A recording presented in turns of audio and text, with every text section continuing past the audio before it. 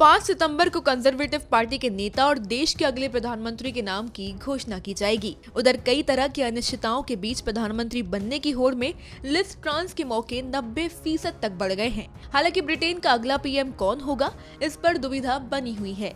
प्रमुख मुकाबला ट्रांस और ऋषि सुनक के बीच है।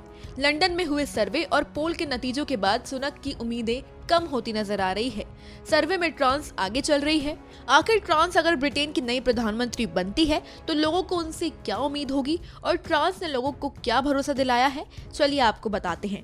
यह माना जा रहा है कि ट्रांस या सुनक चाहे जो भी ब्रिटेन का नया प्रधानमंत्री बने, उसे देश की आंतरिक और चुनौतियों का सामना करना होगा।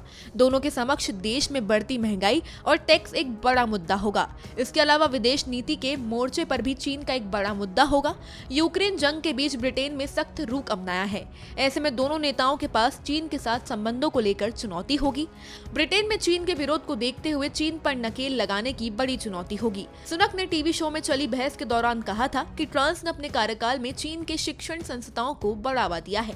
यूक्रेन जंग की वजह से पूरी दुनिया महंगाई की मार झेल रही है। ब्रिटेन भी इससे अछूता नहीं है। लिज ट्रांस ने हाल ही में कहा था कि वह तेल और गैस कंपनियों पर कोई अतिरिक्त कर नहीं लगाएंगी। इसका सीधा मतलब ये है कि आम जनता पर महंगाई का बोझ नहीं बढ़ेगा। माना जा रहा है कि इसे कंजर्वेटिव पार्टी के सदस्यों और आम जनता के सकारात्मक ढंग से लिया जाएगा।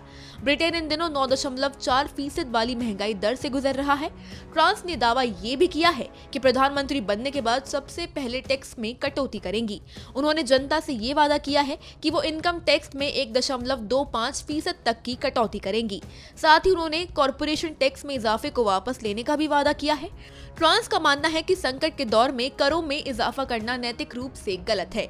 ट्रांस ने इसके साथ ही ऊर्जा बिल पर मिलने वाली ग्रीन लेवी को खत्म करने की बात भी कही है। यह छूट रिन्यूएबल एनर्जी प्रोजेक्ट्स पर मिलती है।